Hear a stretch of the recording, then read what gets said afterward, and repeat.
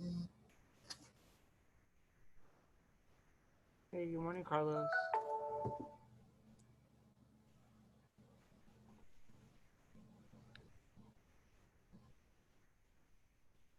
Hey, well, no, nice background. Oh, I'm gonna go back to. I Yeah, use it when I I know, but teach. it's quite striking. It's like you're some kind of English Englishman in Calcutta. All right, that's more like it. Yeah, That's my, that's where I really am. yeah. Oh, should I wear a sport coat or is this enough? I don't know. I mean, I just wanted to like, Yeah, I know. I've got the same urge to dress up. okay. Um, How are you yeah. doing? How am I doing? I had a really hard day yesterday. What happened? Nothing. I mean, it just I I was starving. I had Yeah. Okay.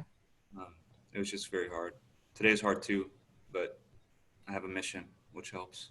Yeah. Well, I'm Yeah. glad. I mean, I'm glad that you're doing better. Well, I didn't sleep much last night either. I'm having some trouble with that. I mean, I think this would happen during Ramadan, especially. Yeah.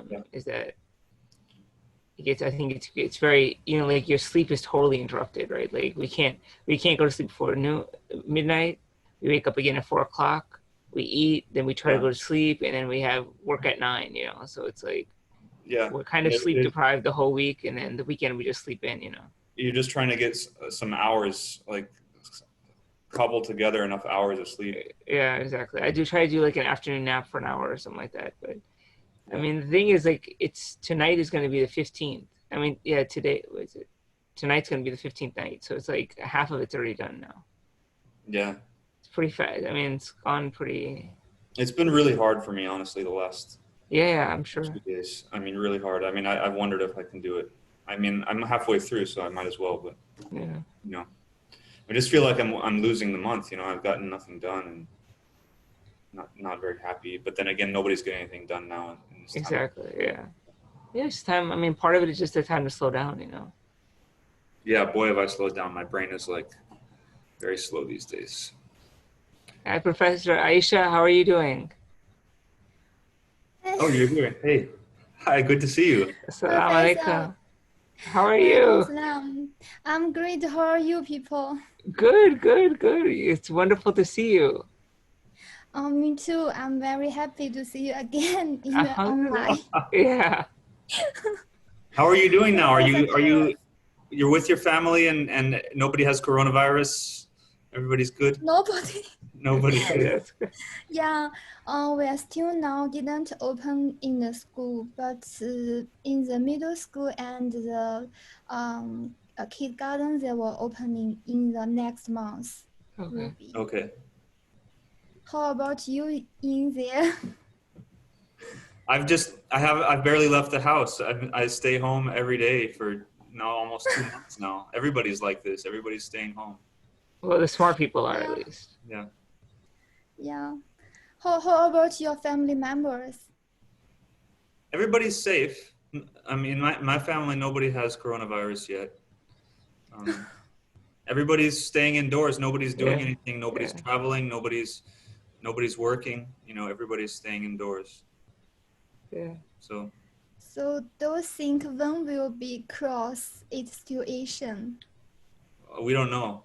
Maybe another month or two before Yeah. people start to work and go and leave the house. So I yeah, it's hard for everybody. Yeah. yeah. So yeah, I think it's been very hard. I think. I'm home. Hi, Pareen Bhai. How are you doing?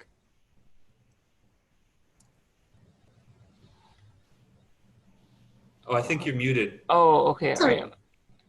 Oh, hold on. Great and wish you good luck. Okay. All right. Thank you so much, Pareen Bhai. I appreciate it. Thanks for connecting. Thank you. Good to Thank see you. you. We All right. look forward to hear you. Thank Sounds you. good. All right. And thank you so much for having me. Of course. Absolutely. Thank you. Yeah. Thank you. That's good. Yeah. So give me 1 minute. Let me just text everyone. Just remind them about of the. No, it's still 5 minutes until. They're probably not gonna. Okay. But might as well. Yeah, might as well remind them. Yeah, I think I'll do that. Yeah. So Aisha, you left. I remember when you left to go visit your family, and then you had to stay there. So, do you have things in Miami that you still need to get back to China? Pardon, can you repeat again? The voice is Well, very I slowly. remember when you left to China in, I think, February. You thought you were going to come. February, yeah. Yeah, you thought you were going to come back because. Yeah. Yeah. So did you leave things that you needed in Miami? I left all of things in apartment, and I asked for one friend to help me to take it in their home. And when I when I come back to China and want to bring my daughter to come back to Miami, and the ticket is confirmed, but when I come to home for a second day, the government isolated us, stay home for 1 month, and they limited us go another city and go abroad. Yeah. Okay, So, I understand. We are every day in the WeChat and in the group to call the leaders of university and the leaders of one group. We are fine every day, every day. Wow. Yeah. So the things that you had in Miami, did they get sent back to you? I don't know they will send back because my friend said they still, she also afraid of to go outside because she is Chinese, and she said she wear masks, and another people ask, did you sick? You wear mask, so she never go outside. Well, keep in touch with us about that because we can try sending you your things if she doesn't send them back. Yeah, I don't know how much you have, but it might be important. Thank you so much. I'm still dreamed I can back to Miami. I don't know I can or can't. Nobody's traveling now, so nobody's coming in and out. Okay. Inshallah, inshallah. That's good. Professor Iqbal, how about your family member? How about your mother and the food? So everyone is doing well. We as soon as the virus came, then we left Miami and came to my parents' home in Louisiana. So so we live in the country, and so we have a bigger house here, and I'm helping to take care of my parents, and right now we're fasting too. So so I think it's nice. It's good to be with everyone together, Yeah. So I'm happy, but I'm sad that you could not come back to Miami, but we are very happy that you were able to be with your daughter and husband. Yeah, my mom also said if I'm alone in Miami, they will cry every day. Exactly. They don't know I'm safe or not. So I think this is a good opportunity to stay home. Yeah, that's wonderful. Yeah. Honestly, it's probably much safer in China than it is in the U.S. for coronavirus. Coronavirus has gotten Miami very badly. There are already almost 500 people dead in Miami. So it's Did you, Carlos? Did you see the news article? They're saying that the state of Florida is like stopping releasing new data. Assalamualaikum. Aisha, how are you? Assalamualaikum, sir. Assalamualaikum, sir. Sana, how are you guys doing? I was telling my family members, I told them to join, and then I realized they would make me laugh. And I was like, please don't. That's okay. Buenos dias, Ana Maria. How are you? Assalamualaikum, ma'am. Hello. How are you doing? Good. How are you? Fine. Taking care of myself. Okay. Are you feeling okay? Yes, fortunately, yes. You're in Miami still? Yes, of course. Okay. And you? I'm in Louisiana. Ah, you went to your mom's house? In my parents' house, yeah. Ah, good. Yeah. How is your research, and how are the students doing? Well, mine very well. They finished everything. I have some doing doctor but dissertation, but they are doing fine. Okay, that's great. That's great. Yeah, thank you for joining us. How many people did you invite, sir? I A have few pe- Hundreds a of lot of people. That's great. It's wonderful to have a lot of people. So we're just waiting for all of the scholars to join us, Okay. and then then we'll start. Professor Chandra has joined us as well. Hello. Hello, So- ma'am. Thank you so much for helping the scholars with their writing over the last couple of weeks. I think it's been a huge help, and I'm very excited to see what they produced. So what I'm So gonna am I. I'm so what on I'm my gonna- phone, but I'm trying to get on my computer as well. Of course, I had to reboot right when it was time for the Wow, Edward, that's formal. that always happens. Pockets there. That is, oh, Well, it's the new I don't know. Honestly, it was a very easy commute this morning, you know. The Zoom Aisha, is- is that your daughter? I want to see her. Bring her.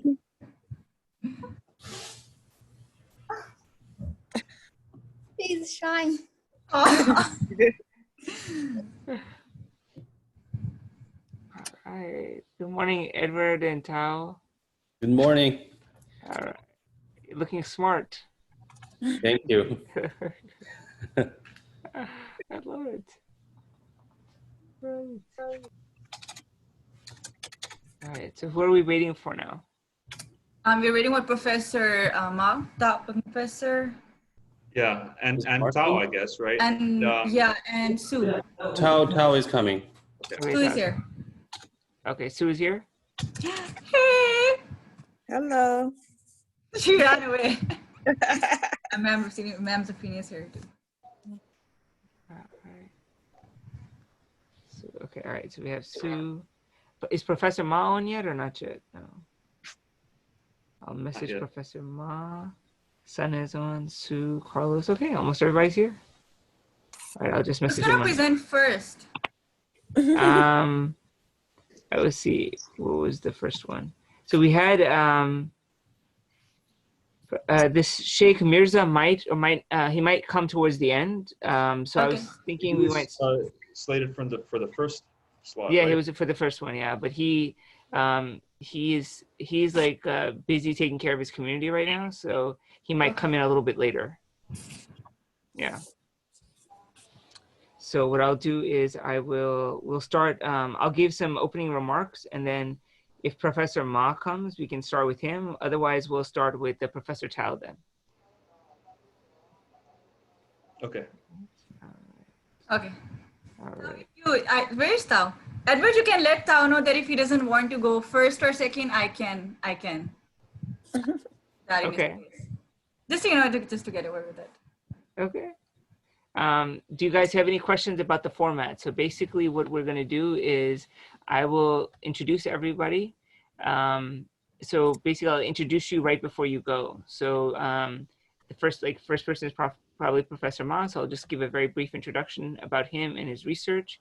And then we will, he'll give a 10 to 15 minute presentation. After the 10 to 15 minute presentation, then what we'll do is, I'll come back to me and then I'll introduce the next person. And then we'll go through that. After everyone is done presenting, then we'll open it up for questions and answers. Okay.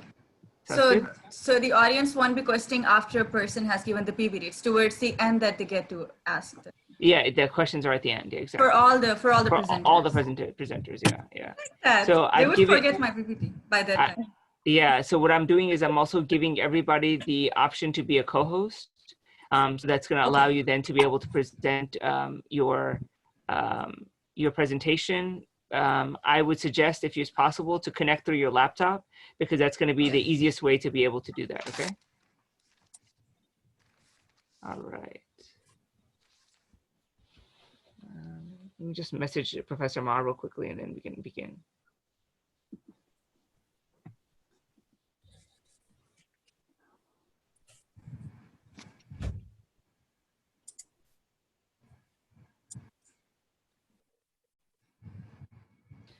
And I wanted to, let's see, welcome some of the guests. So we have Nurbano Somani who's here, Ghanem, Raquel Sedano, Zafreen Jaffrey, and of course the benefactor of our entire program, which is Dr. Mohsen Jaffer, which we're very happy to have him here, Hussein Jassani, and of course the panelists, Sue, Edward,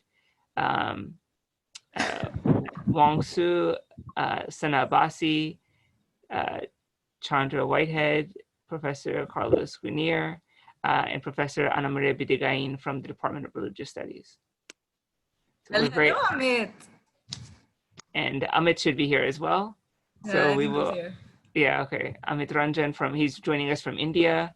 I believe. I think you chose a very good time, Sir Iqbal. I think you chose a very good time. Yeah, it's good. It's good early in the morning, and then also it's enough because Professor Wang Su is in China right now, so it's about I think 9 o'clock in China, right, in the evening. So that's why we had to do it a little early. But I really appreciate you all taking the time to join us.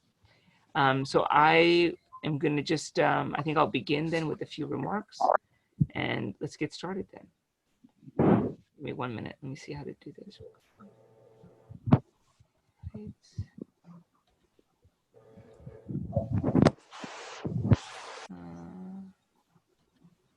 All right, everyone. Good morning. Thank you so much for joining us for this conference. My name is Professor Iqbal Akhtar. I'm an associate professor of religious studies and politics and international relations in both departments at Florida International University. And we're very honored to have you all join us today for our International Fellows Conference. So I wanted to give you a little bit of context as to what the conference is about. So this conference is the fellows who are international scholars from all over the world that have been at FIU for the last year or so. And this is the culmination of their research. So we're very fortunate to have Professor Chandra Whitehead work with the scholars over the last 8 weeks or so. I think it's 8 or 10 weeks, I think it was 10 weeks. And so every week, basically, she was helping them in terms of their writing. So being able to do sort of academic writing in the English language, which for almost all of our scholars is a second language or third language or later language. So we're very honored that they persevered and they took the time to attend all of the classes and then come up with their research. And so the scholars are from many different parts of the world. And part of what we're trying to do with the conference is to connect scholars all over the world, and particularly in the global south, to FIU, and to develop a scholarly community and to invest in scholars from different parts of the world and to develop networks of knowledge that are interdisciplinary and that can deal with the realities and the challenges that we face. And one of the things that part of the reason why we're doing this via Zoom is because, as you all know, the pandemic has forced us to isolate ourselves. But it also provides us new opportunities to connect with scholars in ways that wasn't really possible or wasn't really thought about. Sorry, everybody, I apologize. It's like our speaker is still not. Oh, okay, no problem. Is that Gita? Yes, I joined. Oh, wonderful. Okay, well, I wanted to welcome you as well. Minutes and see if we can get the sound on now. Okay. Birgitta Rausch-Montoto, she's the Fulbright scholar liaison at FIU. And so she's also helped to bring all of the, so as I was saying before, part of what we're trying to do as at FIU is to connect scholars sort of in an interdisciplinary space. So as we are trying, for instance, to tackle the issue of the COVID COVID-19 pandemic, we're realizing that it's not just scholars in one country, and it's not just people in one discipline that have the capacity to be able to understand what's happening. We need psychologists to tell us how and why people are acting the way they're doing. We need epidemiologists to understand the spread of the virus. We need scholars who are dealing with flora and fauna to understand sort of the implications of the natural world. So it's a kind of an interdisciplinary moment for the entire world. It's a global and interdisciplinary moment. And that's kind of what we've been trying to do for the last year or so at the Mohsen Fauzia Jaffer Center, Department of Religious Studies, and FIU more generally, is to connect with scholars all over the world,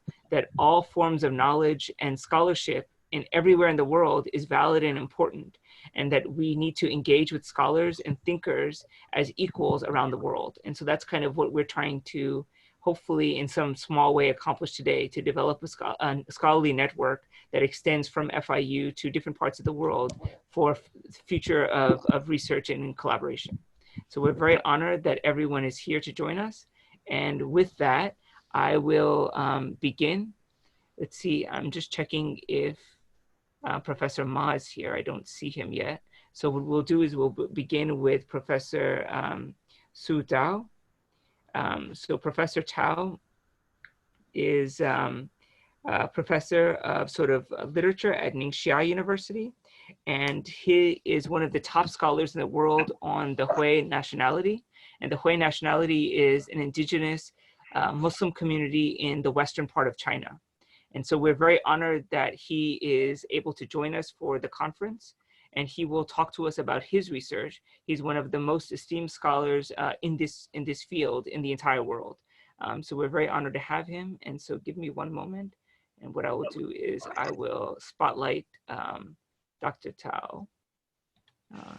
And I will see. Professor Iqbal, Yeah. Professor Tao is making the final preparation for his presentation. So okay. Can anybody else took the first? Sure. So I think Sana wanted to go ahead, so we'll proceed with Sana. Do you think we should text Sir Mao? Do you want to? Yeah, I'm messaging him right now. Okay. Yeah, okay. So we then will begin with Sana Abbasi, who is our Fulbright foreign language teaching assistant who is here from Pakistan. She's from Lahore, and she will be giving her paper focusing on foreign language learning, interplay of human emotions and their impact on learners' perceptions of the language. And with that, I will turn it over to Ms. Abbasi. Thank you, Professor Iqbal. I hope you people can see the screen. Yes. Yes, we can. Okay. Good morning, everyone, and good evening and good afternoon. I'm sorry, I don't know the time zones. My name is Sana Mahmouda Abbasi, and I'm a Fulbright teaching assistant in Florida International University. I put up a picture of mine just to use, I don't know why, just to. Okay, so before we move on to the serious part, the more formal part, I wanted to know how you're all feeling. You all is something that I learned here in Florida. It wasn't a term that I was aware of. So how are you all feeling? Grateful for the sun, temperatures. I like that. So my point being that feelings and emotions are important, aren't they? That is what I'm trying to say. We feel every single moment of our life. Emotions are important that way because right now, each one of us is feeling an emotion, some sort of feeling, which probably are going to change by the time I end my presentation. Single moment of our life, we're feeling something, and those emotions are impacting our life directly or indirectly. Emotions dictate our mood, they shape our behavior, they affect our perceptions, and whether it's professional or academic lives, emotions play an important role in how we are working, how we are behaving, and how we're interacting with other people. Also, how we are learning, how we are choosing a profession, how we are working in our, professional ambiances. All that is determined a lot by our emotions. And which led me to think that they're like kind of something that we take for granted. Like we don't study a lot about them because we're like, why study about something we feel? We are feeling because we maybe chose to feel that way, or maybe, maybe because it's something that we shouldn't be thinking about. I think in human, whatever you say, like physiology, psychology, when I was reading researches, emotions are something which are sort of like least steady, or are something which are usually taken for granted. Yeah, you know, she's feeling that way, she's feeling that way. Probably she's nervous, she's stressed out. You know, we can all join together to change her emotions, or, you know, impact her life. But why do emotions arise, and how do they impact our learning processes? Why don't we think about that? This is something that when I was searching, looking for a research topic, that is the first thing that came in my mind. When I'm learning something, what sort of emotions are running through my body? How are they impacting my thinking? Why do I think the way why do I feel or think the way I'm thinking? All of this, you know, a lot of that was running in my mind. That is why I chose emotions as a sort of research topic. And because I was teaching a foreign language in Florida International University, so I decided to link my teaching with the emotions and to come up with the research topic that would sort of show to the researchers that how emotions were important in foreign language teaching. So yeah, this I should have talked about. I should have showed this slide first, this slide. But this is my topic: foreign language learning, interplay of human emotions and their impact on the learner's perception of language. So, okay. So just a little bit, I want to talk about foreign language, because foreign language learning and second language, these are two terms that are synonymous. When you read researches on foreign language, you would come across second language, like both these terms are used side by side. But the essential difference, and I'm not going to read all that, I'm short of time, is that second language is learned in the corresponding language surrounding. For example, if I didn't know English and I come to America, well, not to Miami, because here I would be, obviously I would give preference to Spanish. But if I go to America and English is the mother tongue, the native language, or the national language, I would have to learn English in an English setting, surrounded by English speaking people, because it's the need. But foreign language study doesn't necessarily have to be in a corresponding language environment. For example, FIU has multiple languages to offer. FIU teaches Arabic, Urdu, Hindi, and Sanskrit. There are loads of other languages. So it's not necessary that you have to be in that country. You could be learning that language in another country. And that is what makes it a foreign language, different from second language.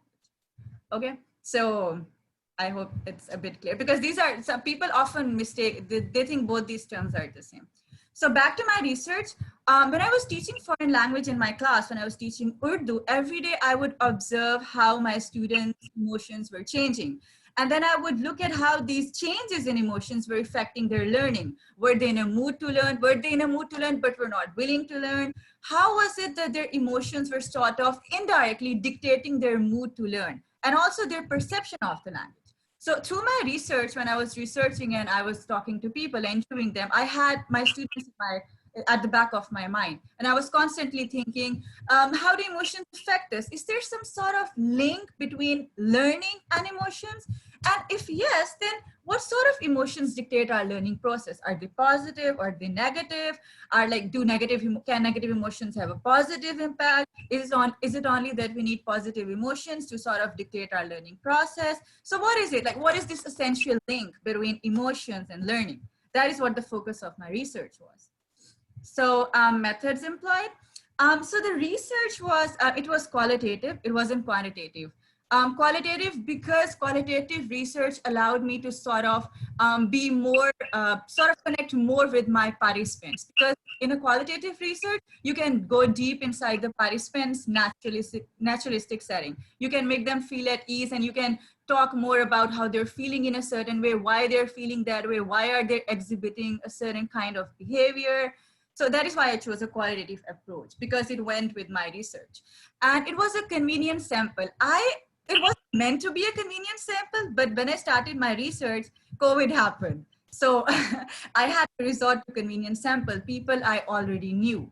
So they were not my students, because that would have created a power imbalance. They would have known that I wanted them to answer in a certain way. So I chose colleagues which were from different disciplines. Colleagues necessary from my classes, the classes that I was auditing in FIU. And then also my professors, and then also people in my neighborhood whom I didn't know very well, but you know, I had some sort of links with them, so that, you know, my research could be as unbiased and as objective as possible. The interview format was semi-structured. Semi-structured format is a format which gives more sort of leniency to the researcher as well as the participant. so that they can feel at ease and they can talk more about how they're feeling in a very open way without having to think about certain parameters. Okay. So the interview questions, I couldn't possibly have put them in the slides because that would have been like a lot of questions. But basically my interview questions, the focus of my questions was that language learning process can be divided into three categories. It's a beginner stage when you're exposed to the language. Then there's an intermediate stage in which you're you haven't gained mastery of the language, but you know a lot about the language and the language itself. And then there's an advanced stage in which you have like a very, very powerful grip of the language. So these were the three categories that I divided my language learning process into. And then I started by exploring and I started asking the participants that what were the emotions that they felt at each stage and whether these emotions were positive or negative. This was the first thing. The second thing was categorizing these emotions into positive and negative emotions. And the third thing was how these positive and negative emotions had affected their learning process, whether it helped them form a positive perception of the language and therefore aid in the learning process, or whether they helped them, or whether they hindered the learning process. And they were like, they felt that, oh no, this is the emotion that I'm subconsciously feeling, or I felt when I learned the language, but I didn't realize that it was affecting my learning. That is the thing that, because most of the researchers talked about their teachers as a very important and wanted person in their life, and they facilitated the learning process. So it was emotions were actually more important than in the learning process. These are the participants of the study. I put up a little table. The age group, the difference between the countries and the languages and professional was intentional so that I could, so that I could make my research as diverse as possible. I could interview people from all age group, from different professions, from different countries. And there were a total of 10 participants in number. I'm sorry, I'm going really fast. I usually don't go this fast, but it's just the time constraint. And so. You're doing great. And yeah, I feel as if I'm talking fast and I need to slow down, but it's just, I'll be out of time. So I categorize positive and negative emotions. So happiness, joy, some of these you might have known. A lot of them were unconsciously being felt by the learner. But when I told them to think about if they hadn't felt that way, then maybe they would have better learned the language. They were like, yeah, if we had realized that we were feeling that way and had done something to overcome that emotion, then maybe we would have learned better. Maybe we would hold ourselves in a high self-esteem, because self-esteem was like a when you're learning a language. Like you need to believe in yourself that I can learn this language, and negative emotions often hamper that. Sometimes overconfidence can hamper that. So this is my first table. I categorized them into positive and negative emotions. And then I went further, and then I took the three stages that I was talking about earlier, the three broad categories, and then I subdivided positive and negative emotions. And it gave me like sort of a clear map to see that what stage had more emotions and why did it have that emotions. So for the beginner and advanced stages, you people can see the positive and negative emotions are pretty much same. So they were curious when they first saw the language, a lot of participants, and then when they started learning the language, they had fear, they were anxious that they wouldn't be able to learn.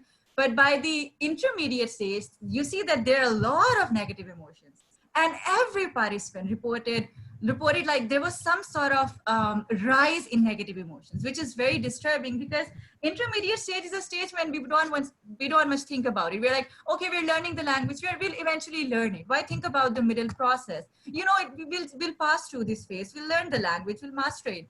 But I think as teachers and facilitators and foreign language learners, we need to focus on that when we're at the middle stage. Why is it that we are having such low feelings of self-esteem? Why is it that we feel so threatened by our colleagues, by people who are surrounding us? Why do we feel as if we are in a competition every day? And what the teachers, professors could do to minimize those feelings? Or how could they sort of think of a way that these negative emotions can be channeled so that they produce positive perceptions of the language? This is something that when I read a lot of researches on foreign language, I didn't come across such ideas. Like, why is it that most of the researchers talk about the language process as a whole process, whole coherent process? They don't divide it into three categories like the way I have.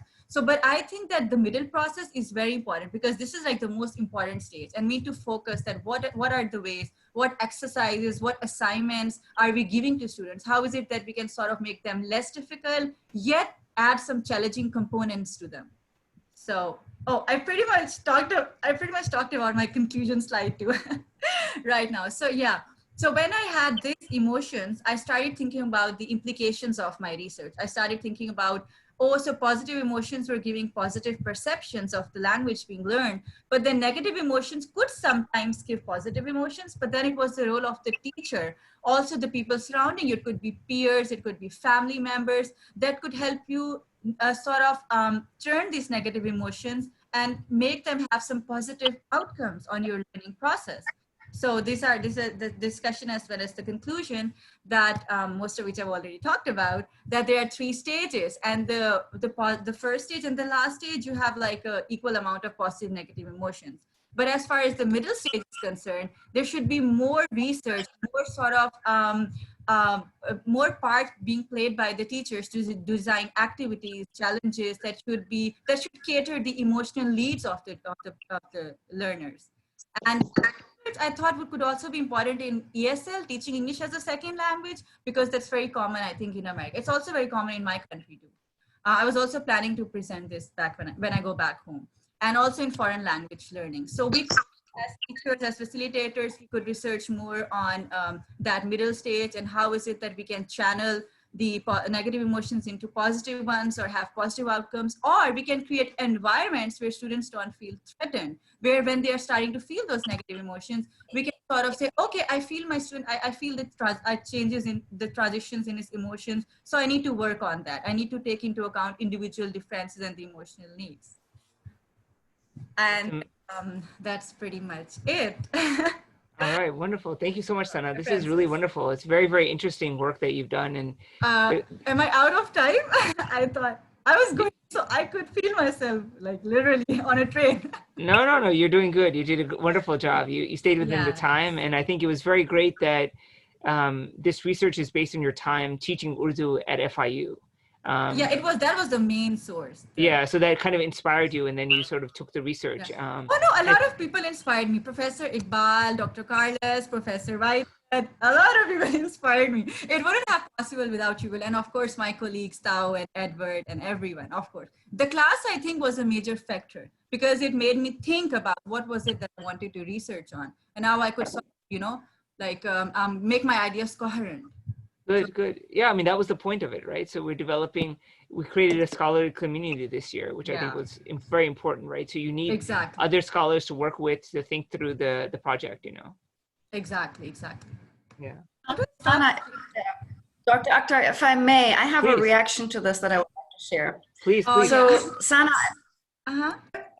you are aware, this is of course my own personal perception, but I wonder if you're aware what kind of emotion you bring to the classroom and to your students. So just from my own very brief experience of you presenting your research here, I want to share with you, and I wonder if others feel the same, that your enthusiasm and your very positive presence that you bring to the classroom, to the Zoom room, makes me want to learn Urdu right now.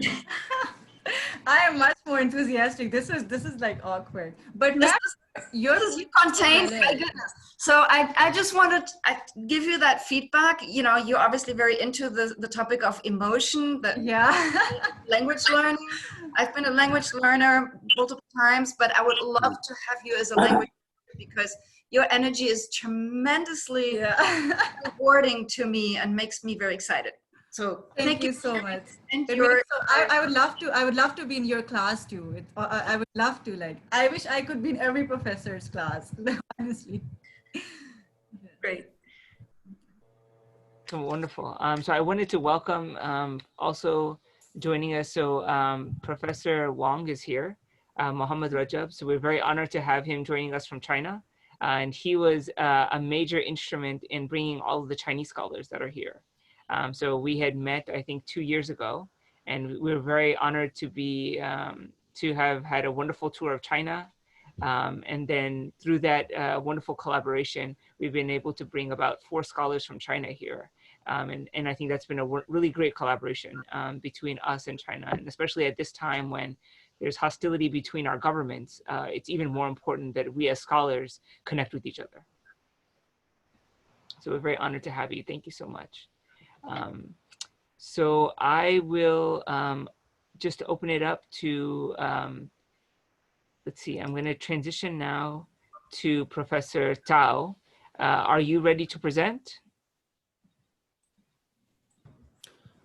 Professor Iqbal, I'm afraid he still needs a little bit more time for the Okay, all right. preparation, so I can do it first. Okay, why don't you go ahead then? Okay, so I will, okay, so our next scholar that is going to be presenting is Chang Yang. He goes by the name of Edward in English, and he is a doctoral researcher at Hebei University, and his work is going to be focusing on general education reform, the construction of new liberal arts in China. And so give me one moment, I will spotlight you, and then you can go ahead. All right, wonderful to have you. Okay, thank you everyone. It's my great honor to be here today to share my research. And my topic today is the general education reform, the construction of new liberal arts in China. Give me a little bit more time. I'm gonna share my screen with you. Okay, can you see it now? Yeah, perfect. Okay.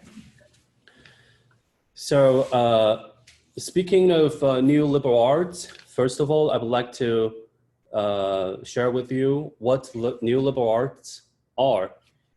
The concept of new liberal arts actually originated in the United States. Since the beginning of the 21st century, American liberal arts education has faced a series of challenges, such as insufficient student resources, worrying employment prospects, and general pessimism about the liberal arts in the society. American educators proposed a set of constructive and practical systematic reform plans, which aims to make liberal arts colleges not only survive the challenges of the 21st century, but also be able to flourish and develop. So they remove the barriers between departments and disciplines, reorganize the curriculum and majors, and allow students to set life goals and career plans from the freshman year onward, and use this as a guide to develop personalized training, giving students more autonomy in the curriculum setting. The right to choose is based on reality and practice. The goal is to cultivate talents with comprehensive qualities such as analytical and critical thinking skills, communication skills and computing skills, cross-cultural and diversity skills, design thinking, and teamwork spirit. So they call this reform sample as new liberal arts.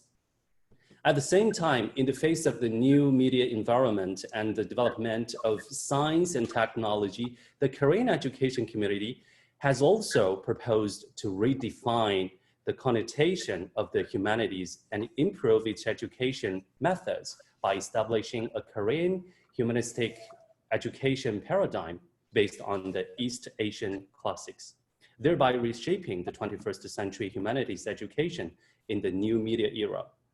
Some Korean scholars believe that the current liberal arts education is at the crossroads of life and death, and only systematic innovation and reform is the way out. In China, the public report on the new liberal arts can be traced back to the 2018 Ministry of Education Industry University Cooperation Collaborative Education Project Matchmaking meeting held on May the 24th, 2018. At the meeting, Wu Yan, director of the Department of Higher Education of Ministry of Education in China, pointed out that the innovation and development of higher education is imperative, and it is necessary to comprehensively promote the construction of new engineering, new medical, new agricultural, and new liberal arts. At the same time, the Ministry of Education released the 6 excellent and 1 outstanding Plan 2.0 as the general leader of the 4 new construction, and explicitly included humanities and social sciences into the blueprint for the implementation of the education reform. The scope of implementation has been extended to literature, history, philosophy, economies, etc. So why do China need new liberal arts? First of all, China aims to build a talent cultivation system for higher liberal arts education with Chinese characteristics. China has its own culture and its own political system, and the new liberal arts need to answer the following questions. What kind of talents should China's liberal arts education cultivate? And how to train talents? And for whom to train talents? So that's also why we emphasize the Chinese characteristics. Secondly, it is the modern technologies that are forcing the transformation and upgrading of education. As we can feel, the modern technologies have greatly changed the way we live. Meanwhile, it also brought about some new fields as well as new problems. For example, internet rule of law, internet finance, science and technology ethics, data news, robot writing, and artificial intelligence broadcast, etc. In the age of 5G internet, when everything is connected with the high-speed internet, how do we protect personal data privacy? And in the highly developed biotechnology today, how to face the ethical problems brought by human gene editing and so on? I think these problems are all the human beings are facing today. It needs the responses of new liberal arts. It's not a problem only for China, but also for the world. And thirdly, the need of national strategies. China has now grown into the world's second largest economy and is seeking its cultural influence on the global stage. As Chinese President Xi pointed out, the realization of the Chinese dream is the result of balanced development and mutual promotion of material civilization and spiritual civilization. So without the inheritance and the development of civilization and promotion and a prosperity of culture, there will be no realization of the Chinese dream. So to realize the great rejuvenation of the Chinese nation, both the material and spiritual aspects are indispensable. At present, China is actively carrying out the Belt and Road Initiative, building a community of shared future for mankind. Achieving this great vision and great grand goal requires not only strengthening economic exchanges and cooperation, but also strengthening cultural communication and integration. Not only telling the Chinese story to the whole world, but also to listen to the voices of the world. So therefore, it is very necessary to give full play to the positive role of the new liberal arts in cultural construction, cultivate more international talents, and build a socialist cultural power with Chinese characteristics. And next, the meaning of new liberal arts. I think with all those being said above, now we can have a better understanding of the meaning of the construction of new liberal arts in China. Firstly, it assists the realization of Chinese dream and serve national strategies. And secondly, constructing the School of Philosophy and Social Sciences with Chinese characteristic, enhancing the soft power of China. And third, to adapt to the new world pattern and the trend of globalization. And fourthly, improve education ecology, revamping higher education.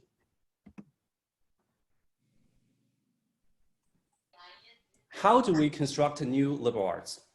To construct a new liberal arts, I think the first step is innovation in thinking. So we need to break the traditional inertia of thinking and instrumental rationality, break down the barriers between disciplines, let the integration of disciplines play out the fact of 1 + 1 greater than 2. There are two dimensions of disciplines integration. One is the integration of traditional humanities, and the other one is the integration of liberal arts and sciences. In China, there is a saying that liberal art, that the literature, history, and philosophy are inseparable in the field of liberal arts. In fact, these disciplines play a crucial role in shaping people's values and critical thinking, which should not be neglected. In Chinese history, many famous scientists were generalists in the study of in the study of literature and science. I can give you some examples. For example, in China, we have a person whose name was Ocean-Khoja. He was a scientist, a strategist, and a diplomat in Nansong dynasty.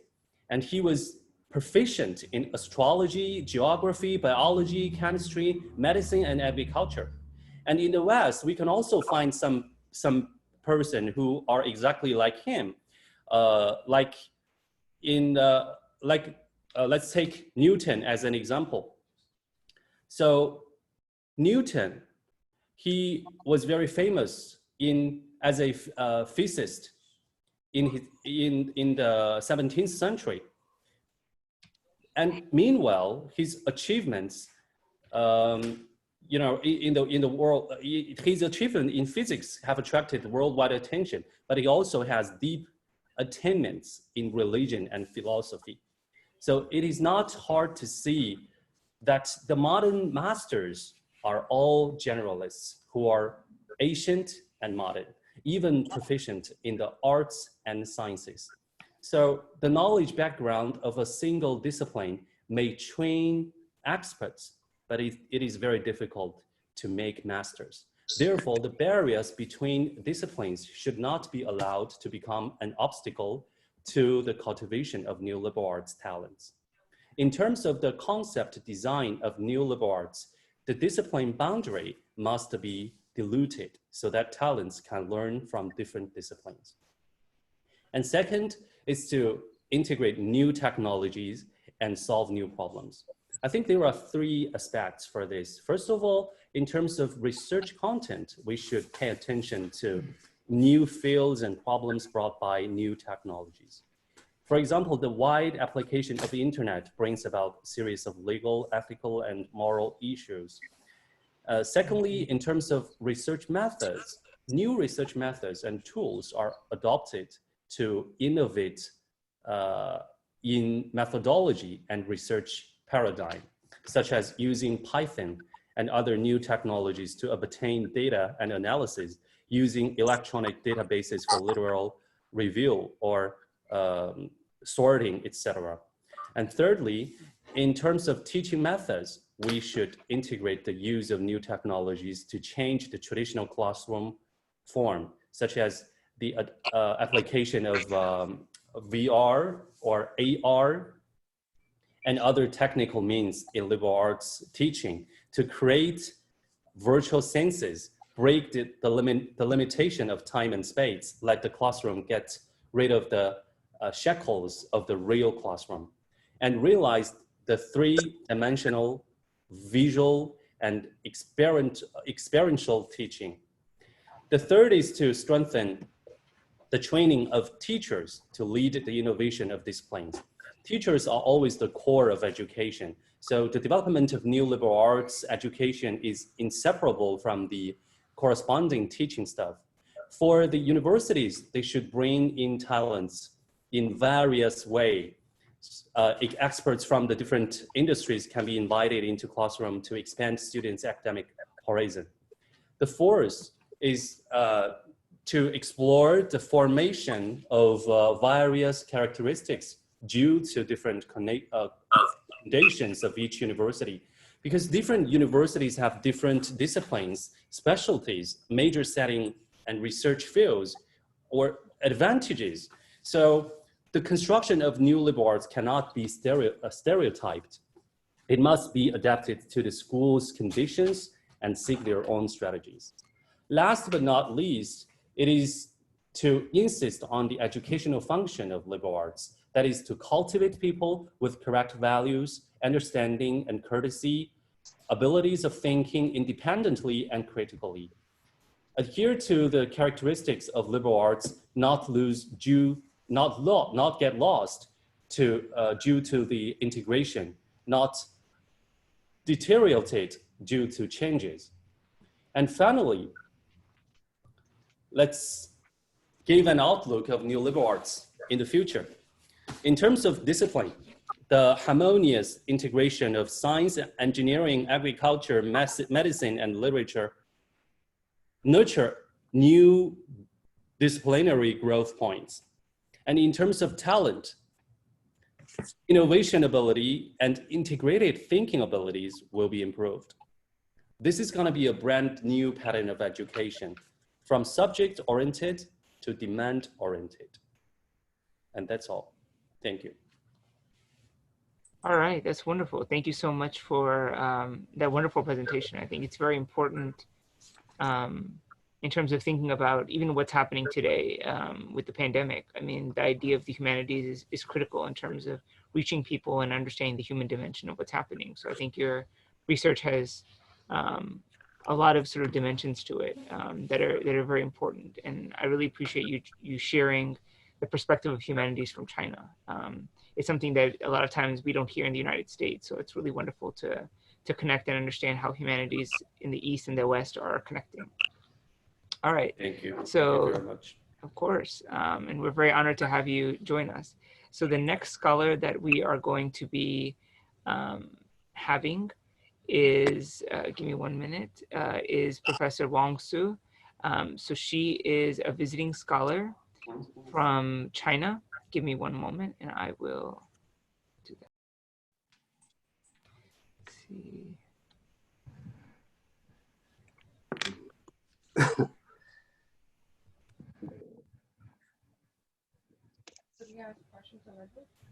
Yeah, oh, we can do it at the end. Let's see. Okay, Professor Wang Su. So we are honored to have her here. She was here with us in the fall. So she is from Ningxia University. She's a professor of Arabic language and literature. Unfortunately, because of the coronavirus, she was stuck in China. She was supposed to come back with her daughter, and she wasn't able to come back to the United States. So it was unfortunate, but we had a really wonderful semester together, and we're very happy that we are able to have her join us. So she is currently in China, in Ningxia province, and we're very happy that she's able to join us. So that's part of the reason why we also did it so early in the morning today. So thank you, Professor Wang Su, and I will give it to you to start the presentation. Thank you so much. Thank you, Professor Iqbal, give this opportunity to meet the both of people I always miss and thinking in China. And now I will share my presentation. Is there anybody can see my screen?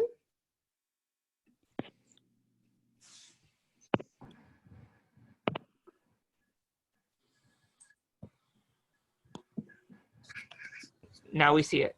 See it. Okay. Okay. This is my topic. In the context of globalization, the study of international migration in the multi-ethnic American society has become a long-term focus of scholars. It has experienced the transition from dispersion to convergence from immigrants to American citizens, which is accompanied by the existence and the matrix of their internal differences, as well as we know the construction and shaping of some common features. It is accomplished by adaptation and reaction, identification, and in estrangement to the matrix of American society. Since I was staying in Miami 5 months and follow Professor Iqbal to observe different religion places, I focus on the Arabic immigrants and looking for Arabic American in South Florida. And I will to show the Muslim Arabic immigrants community in South Florida. According to the Pew Research Center, the first wave of American immigrations to the U.S. came at the end of the Second World War, with a significant number of Palestinians displaced by the war in the Middle East. The second came in the 1960s when America relaxed its immigration policies. For more than half a century, Arabs and Muslims in the United States have made amazing progress. Before the Third World War, there were only about 10,000 Muslims in the United States. And only a small percentage were Arabs. But now, with more than 1,000 Muslims in the U.S., about 10,000 of them Arabs, Islam has overtaken the Judaism as the second largest religion, with more than 1,500 mosques and Islamic centers across the country. The majority of Arabic Americans in South Florida are native-born Americans, some of whom have migrated to the South Florida area from big cities such as New York, Chicago, and Michigan.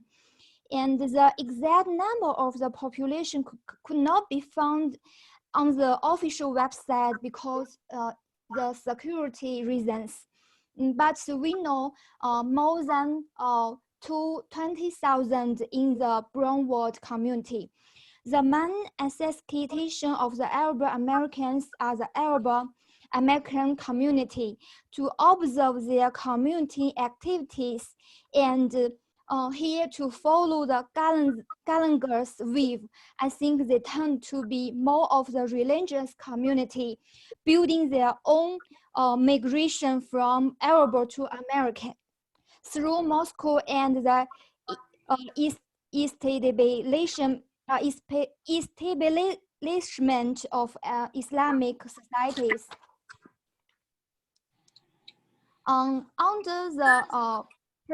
Under the pressure of the dual nature of Florida Americanization, the task of strengthening ties with other ethnic group and responding to the changing cultural heritage of the external environment through the continuation of Islamic schools.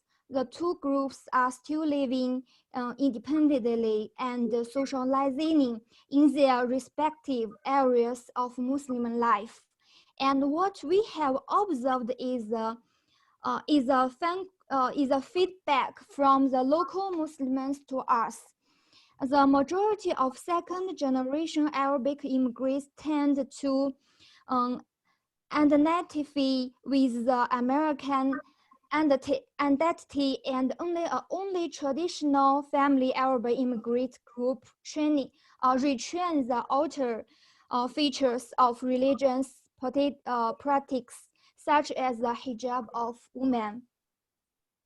And research theories and methods from different aspects, the research is conducted to outline the interior features of the U.S. Arabic Muslim community and its relationship with mainstream society through the theoretical paradigm of adaptation and identity of immigrants.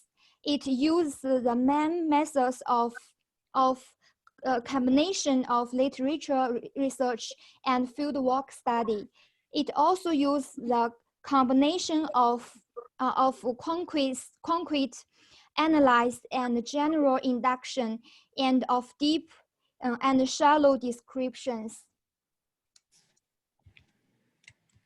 And about the data, in South Florida, mainly through participatory observation, personal interviews, and fieldwork research in Miami-Dade and Broward, the doctors and administrators, teachers, finance, and the majority of Muslims in the computer industry are from South Asia. According to the theory in Brownwood, here Arabic Americans are mainly engaged in professional skills, private business owners, service workers, religion affair workers, and other professions.